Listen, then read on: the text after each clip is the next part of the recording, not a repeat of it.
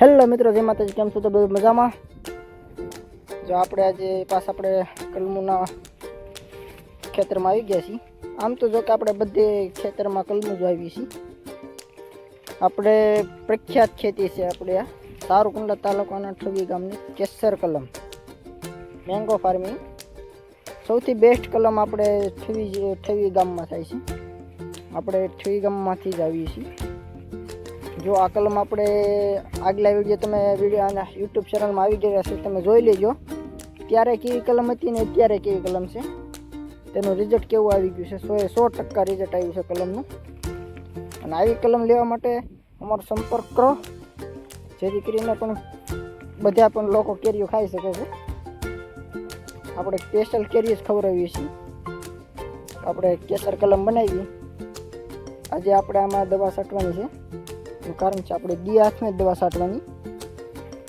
થોડોક સમય લાંબો હોય તે દવા છાંટીએ. એનું કારણ છે કે આમાં જે સફેદ ઈલ આવે છે, ઈલ આમ જીવડું ગણાય છે.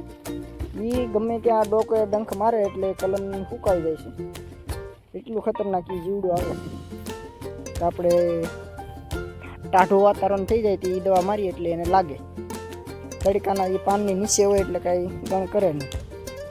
અત્યારે આવું ઠંડુ વાતાવરણ નથી તે ઉપર આવે છે. આવી કાંક આપણે કલમું બનાવેલી છે કમ્પ્લીટ. સાગરભાઈ પટેલની છે. હેલો મિત્રો, મારા સાવજ જેવા ખેડૂત મિત્રો. ખેડૂત બધા સાવજ જેવા જ હોય છે. આ કારણ છે એ તો ખેડૂત કહેવાના. ખેડૂતને કોઈની પણ બીક ના રહી. આવો દીપડા જનાવર કોઈની પણ બીક ન હોય. કારણ કે ખેડૂત કોઈને કોઈ દી સાળો કરે નહીં. કોઈ પણ જનાવર હોય, ખેડૂત કોઈને સાળો કરે નહીં.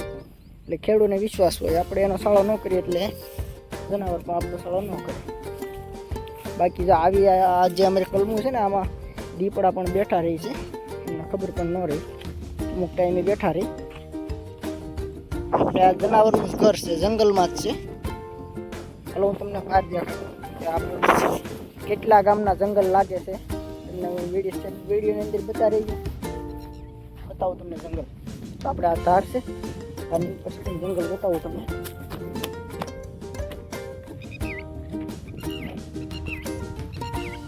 જો આપણે આ ફાર્મ છે, આ બીજું ફાર્મ છે, પછી આપણે આ બાજુમાં લીધું છે, આ ત્રીજું ફાર્મ છે. આપણે અહીંયા ટોટલ 3 ફાર્મ છે. અને જંગલ બતાવું. અહીંયા અત્યારે આગ લાગે છે.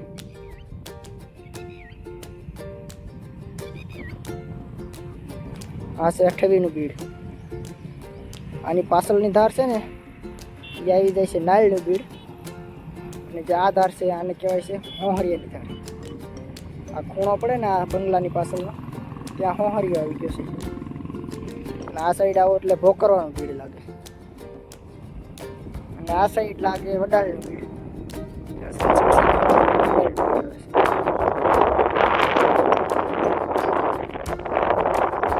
કેમ પણ જોરદાર વ્યૂ આવે છે કે પવન છે કે સનસેટ.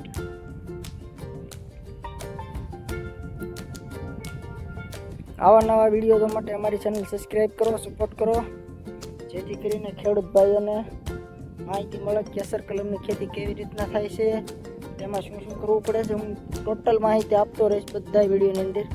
કારણ કે જે આપણે ખેતી છે ને, ખેતી લાયક વિડીયો બનાવીએ છીએ. તો જય માતાજી.